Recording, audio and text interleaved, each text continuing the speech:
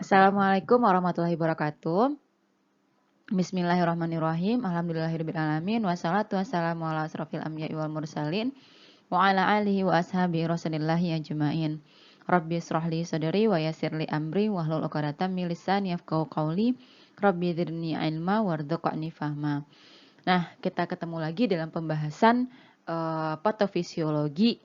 Masih di patofisiologi penyakit di saluran gastrointestinal, di mana di sini kita bakal ngebahas tentang kanker kolorektal. Nah, di sini kanker kolorektal itu sendiri atau dikenal juga dengan nama karsinoma kolorektal. Nah, dikenal sebagai kanker usus besar atau colon cancer. Nah, nih kalau apanya colon cancer. Nah, merupakan suatu kondisi di mana munculnya sel-sel ganas atau maligna itu sendiri. Nah, yang meliputi kolon dan juga dubur, sel-sel kanker gitu ya, sel-sel maligna. Nah, yang meliputi kolon dan juga dubur atau rektum nama lainnya ya, yang dubur kita itu. Nah, karsinoma kolorektal ini sebenarnya dia punya adalah jenis kanker saluran pencernaan yang paling umum terjadi dan juga merupakan penyebab utama kematian. Nah, nih, penyebab utama kematian dia tuh di seluruh dunia. Jadi dia sangat umum terjadi di saluran GI dan juga merupakan penyebab utama kematian di dunia. Nah, kita tahu bahwa usus besar itu terletak di rongga perut kita atau di abdominal cavity, ya kan ya. Nah, pada dua ruangnya yaitu pada ruang intraperitoneal, nah juga pada ruang retroperitoneal. Nah, di mana ruang intraperitoneal itu nantinya akan berisikan bagian pertama duodenum. Nah, bagian awal duodenumnya itu sendiri, lalu nanti ada usus-usus halus, semua usus halus masuk ke situ, lalu ada usus transversal juga, lalu nanti ada kolon sigmoid, lalu juga rektum atau anus. Nah, atau dubur, bukan anusnya atau dubur. Nah, kalau untuk ruang retroperitoneal sendiri, dia itu nantinya berisikan duodenum distal, nah lalu berisikan kolon ascendans, lalu berisikan kolon descendans, dan juga nanti ada kanal anus. Nah, sehingga usus besar itu pada dasarnya dia itu tersusun secara bolak-balik nih, kayak gini nih, bolak-balik dia di antara ruang intraperitoneal dan juga ruang retroperitoneal. Nah, pada kuliah anatomi fisiologi kita sudah tahu nih bahwa dinding saluran pencernaan itu terdiri dari 4 lapisan. Nah, dari 4 lapisan yang kalau dinding pencernaan kita itu sendiri. Nah, lapisan terluar yang disebut dengan lapisan serosa yang paling luar dia. Nah, lalu untuk bagian di intraperitoneal yang dinamakan dengan serosa, tapi kalau yang untuk di bagian yang di retroperitoneal itu dinamakan dengan adventitia. Nah, lapisan berikutnya adalah lapisan otot atau lapisan muskularis. Nah, yang inilah lapisan ini nantinya akan berkontraksi dan guna untuk memindahkan makanan melalui usus itu sendiri. Nah, nantinya setelah ada lapisan muskularis, lanjutkan ada lapisan submukosa, di mana submukosa ini terdiri atas lapisan jaringan padat yang di dalamnya terdapat pembuluh-pembuluh darah, faktor-faktor limfatik, dan juga saraf. Nah, jadi semuanya ada di submukosa ini. Nah, berikutnya lagi yang terakhir yang akan nantinya langsung berinteraksi dengan makanan itu sendiri. Nah, itu adalah yang paling dalam, lapisan yang paling dalam adalah lapisan mukosa. Nah, lapisan mukosa ini sendiri yang nantinya langsung bersentuhan dengan makanan yang dicerna. Nah, lapisan mukosa ini dia itu memiliki invaginasi atau intussuscepsi. Nah, apa sih namanya tuh ya, yang merupakan bagian masuk ke dalam nih lah pokoknya nih. Nah, tuh. Atau nama lainnya adalah invaginasi atau intussuscepsi. Nah, intinya adalah bagian yang masuk ke dalam sini nih. Nah, bagian yang masuk ke dalam sini. Nah, bagian usus yang dia itu masuk ke dalam bagian usus berikutnya. Nah, invaginasi ini disebut dengan kelenjar intestinal atau colonic crypts. Nah, nih atau disebut dengan koloni Krebs. Nah, ini dia kelenjar interstisial. Nah, ini dianya. Nah, yang mana terdiri dari dari susunan sel-sel besar yang memiliki fungsi-fungsi khusus dalam penyerapan nantinya. Nah, sebagian besar karsinoma kolorektal ini adalah merupakan adenokarsinoma. Nah, yang muncul dari sel-sel yang menyusun kelenjar usus tentunya. Nah, umumnya kasus tumor kolorektal yang terjadi itu disebabkan oleh mutasi yang bersifat sporadik.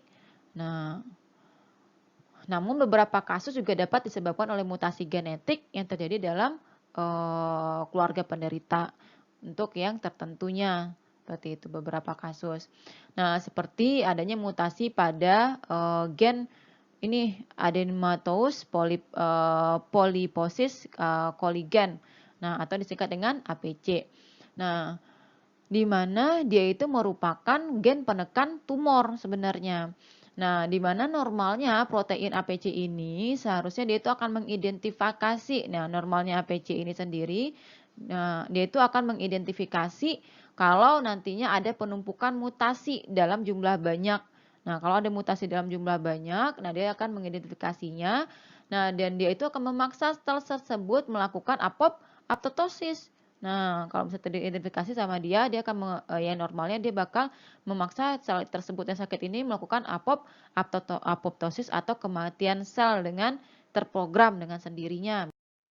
Nah, jadi ketika gen APC tersebut mengalami mutasi, yaitu mengalami mutasi, nah ini APC-nya itu sendiri kalau dia bermutasi, nah dia itu tidak akan mati jadinya, yang sel tadi itu tidak akan mati dan sebagai gantinya sel tersebut itu mulai membelah secara tak terkendali, makin banyak dia sehingga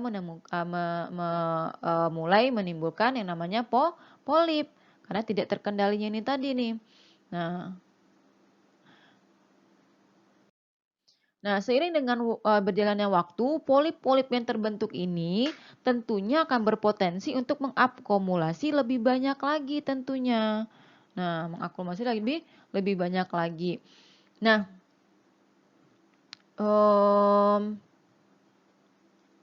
ketika dia berakumulasi lebih banyak lagi, dia pun nantinya bisa mencetuskan mutasi-mutasi lainnya.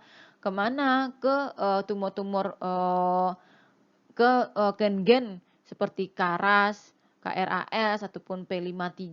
Nah, yaitu pada gen-gen penekan tumor juga dia sebenarnya. Nah, sehingga pada akhirnya karena mutasi yang terjadi juga pada pada gen-gen penekan mutasi itu sendiri, nah nantinya akan berubah menjadi ganas lama-kelamaan.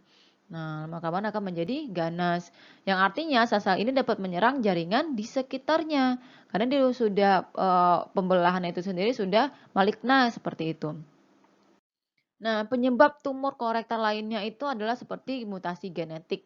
Nah, mutasi genetik pada DNA repair atau DNA yang berfungsi untuk perbaikan gen. Nah, yang sesuai dengan namanya dia berfungsi untuk memperbaiki mutasi yang terjadi pada sel-sel DNA. Nah, kalau dia itu sendiri yang bermutasi, ya sudah.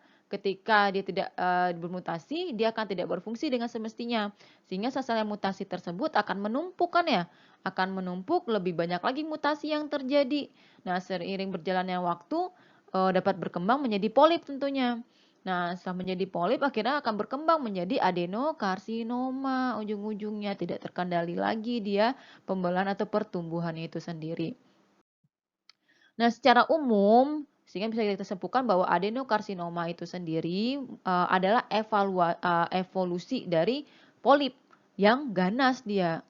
Nah, jadi adenokarsinoma ini merupakan evolusi dari polip yang ganas, di mana polip tersebut muncul ketika sel mulai membelah lebih cepat dari normalnya. Nah, itu lebih normalnya. Nah, polip sebenarnya bisa dibagi menjadi dua kategori utama, yaitu ada yang neoplastik, ada juga yang non neoplastik. Contohnya polip yang neoplastik ini sendiri yaitu polip hiperplastik. polip inflamasi dan polip hematomous, di mana polip jenis itu dia bisa tidak berbahaya. Nah, karena tidak akan berkembang menjadi kanker. Sedangkan yang mau kita bahas di sini adalah polip-polip yang itu dapat berkembang menjadi kanker, yaitu meliputi adenoma yang jenisnya itu adenoma, polip adenoma, dan juga polip yang tipe bergerigi. Nah, dua polip inilah yang berpotensi untuk berkembang menjadi kanker itu sendiri. Nah, biasanya polip jenis ini itu yang adenomatosa ini sendiri, dia itu merupakan polip yang terjadi akibat mutasi dari gen APC tadi. Nah, mutasi gen APC. Sementara kalau yang untuk bergerigi dia itu mutasi pada gen perbaikan DNA atau repair cell-nya itu sendiri. Nah, nantinya berikutnya apa sih namanya karakteristik berikutnya adalah kalau yang untuk adenoma ini sendiri, dia itu nanti kalau di bawah mikroskop selnya itu terlihat normal aja dia. Nah, nggak masalah dia. Jadi kolonnya itu mukosa itu sendiri terlihat normal. Sementara kalau yang untuk bergerigi dia akan terlihat seperti bergerigi. Nah, dari situ ada dapatkan namanya itu sendiri bagiannya. Nah, kalau di sini kita lihat tumor itu ketika tumor itu menjadi kanker, dia itu dapat dikategorikan menjadi beberapa tahapan atau beberapa stadium. Nah, di mana ada stadium 0 sampai stadium 4. Nah, ini 0, 1, 2, 3, dan 4. Nah, stadium 0 ini kapan dikatakan dia itu masih stadium 0? Nah, ketika karsinomanya itu tuh masih in situ, di mana artinya tumornya itu belum tumbuh di luar mukosa. Nah, belum tumbuh di luar mukosa dia lagi. Nah, tahap 1 kalau yang stadium 1 sementara itu, nah dia tuh tumor telah tumbuh di luar mukosa. Udah sampai, udah di luar mukosa udah sampai, tetapi belum menyebar ke kelenjar getah bening, belum lagi ke kelenjar getah bening atau ke organ-organ yang jauh. Nah, berikutnya kalau yang untuk tahap 2 sendiri, nah dia itu sudah menginvasi ke seluruh dinding kolon. Nah, semua dinding kolon itu dia sudah baik mukosa, serosa dan segala macam dia sudah menginvasi ke semuanya. Nah, dia itu juga mungkin telah mencapai ke organ. Nah, organ-organ terdekat dia udah mungkin bisa juga tercapai seperti itu, tapi dia belum sampai ke kelenjar getah bening. Nah, kalau yang untuk tahap 3, ketika tumornya itu telah menyebar ke kelenjar getah bening. Nah, tapi belum sampai ke organ-organ terdekatnya belum. Nah, ataupun ke organ-organ yang sekitar itu tuh belum. Nah, yang terakhir untuk yang stadium 4, di mana kalau tumor itu atau kanker itu sendiri sudah bersifat metastatis. Nah, sudah membelah gitu ya dengan cepat ya. Nah, artinya tumor telah menyebar ke organ yang jauh juga, seperti itu, sudah menyebar ke organ-organ yang jauh dari tempatnya. Nah, lokasi metastasis ini sendiri yang paling umum yang terjadi pada kanker usus besar adalah pada hati, juga pada kalau hati itu tuh untuk kanker-kanker yang rektal.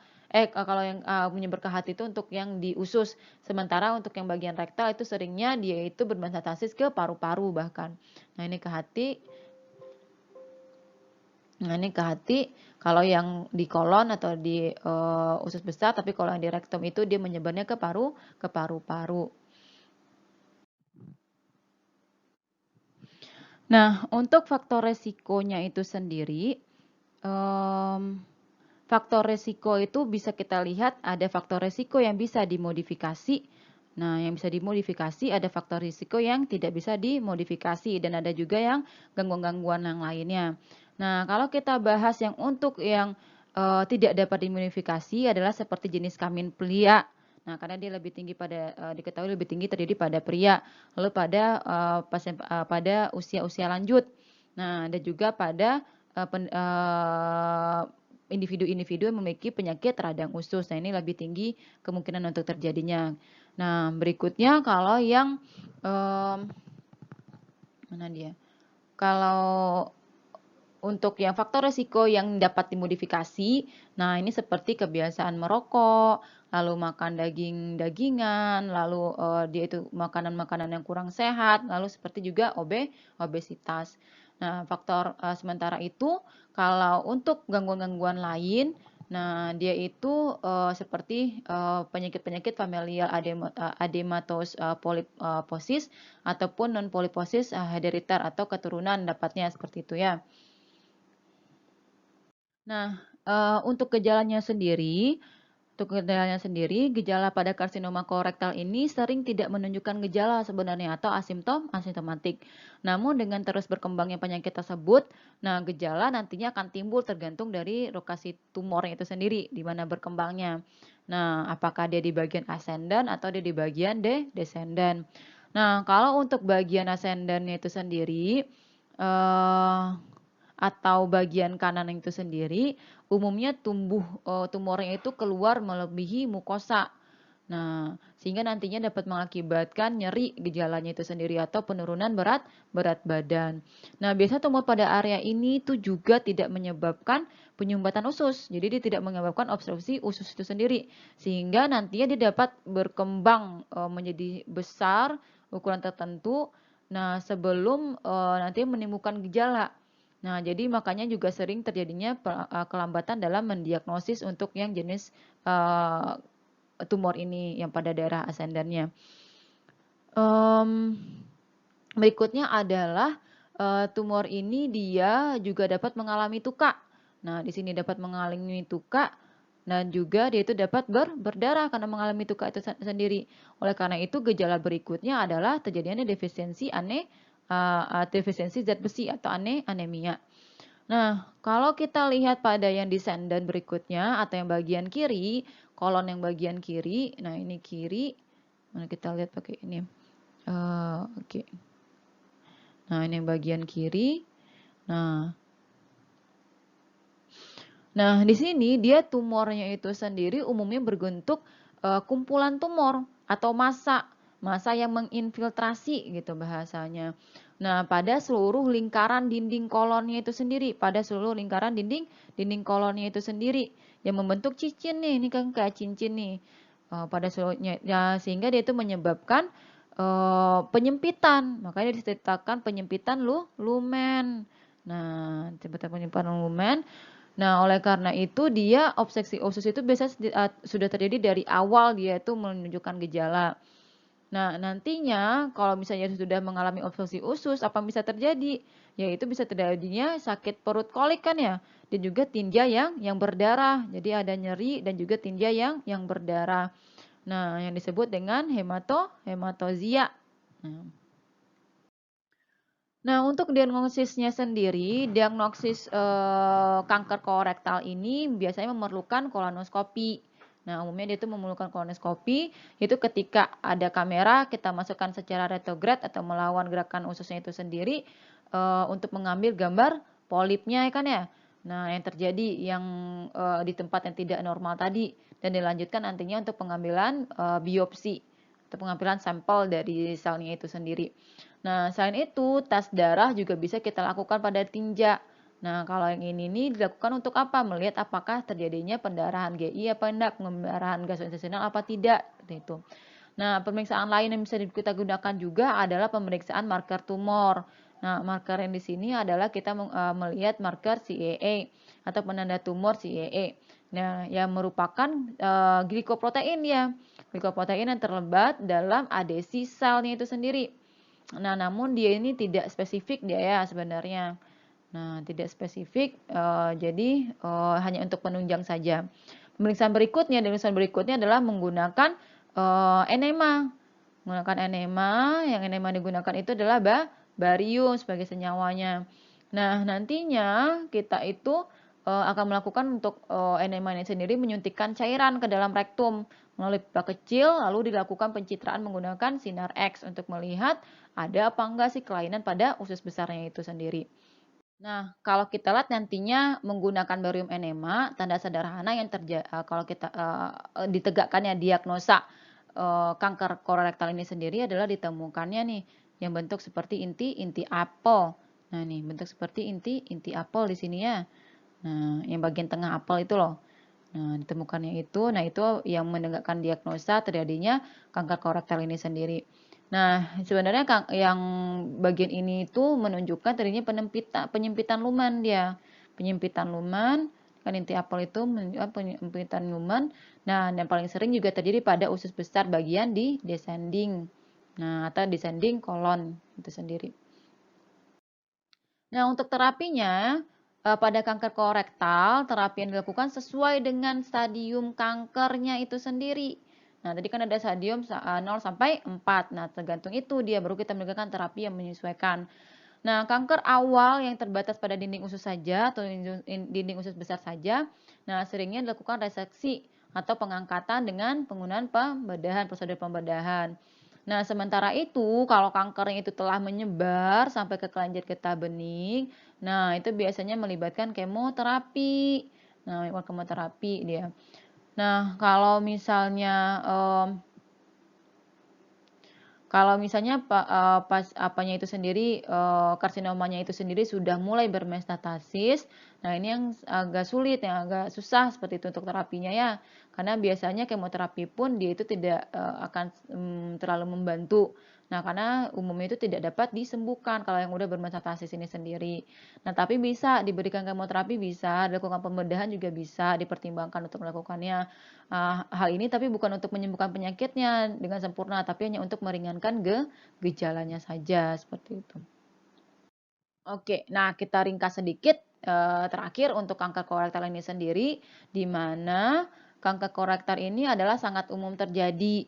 Dia sangat umum terjadi dan dia itu tuh juga sangat bisa mengakibatkan kematian yang terjadi di usus besar.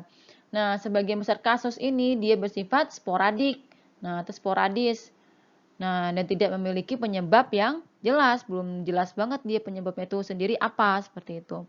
Nah, faktor risikonya sendiri terbagi atas yang bisa dimodifikasi dan yang tidak bisa dimodifikasi. Nah, kalau yang dapat dimodifikasi itu apa-apa aja, seperti merokok, berhentikan merokok, dagingan, kurangi konsumsi daging-dagingan, rendah serat, nah perbanyak makan seratnya, lalu juga obesitas seperti itu. Nah, gejalanya itu dapat bervariasi sesuai dengan ukuran dan lokasi dari si tumornya itu sendiri. Nah, tumor pada usus bagian kanan umumnya tidak dapat menyebabkan obstruksi usus kan ya, tadi sudah disampaikan juga. Nah, dan dapat menyebabkan perdarahan, dapat dia obstruksi usus tidak. Kalau yang perdarahan yes. Nah, dapat juga mengakibatkan terjadinya defisiensi zat besi atau anemia yang tipe kekurangan iron itu sendiri. Nah, sedangkan tumor pada usus besar, kalau yang untuk pada usus besar sebelah kiri, nah kita bahas sebelah kirinya, umumnya itu dia akan membentuk cincin tadi kan ya. Nah, cincin yang dapat menyebabkan sumbatan usus nanti disertai dengan konstipasi. Nah, dari sumbatan usus disertai dengan konstipasi dan juga nyeri begitu.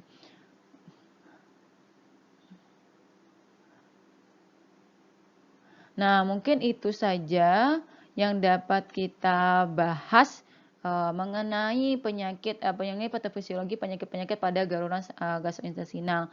Nah, semoga bermanfaat. Mohon maaf jika banyak kesalahan. Wabillahi taufiq wal hidayah. Assalamualaikum warahmatullahi wabarakatuh.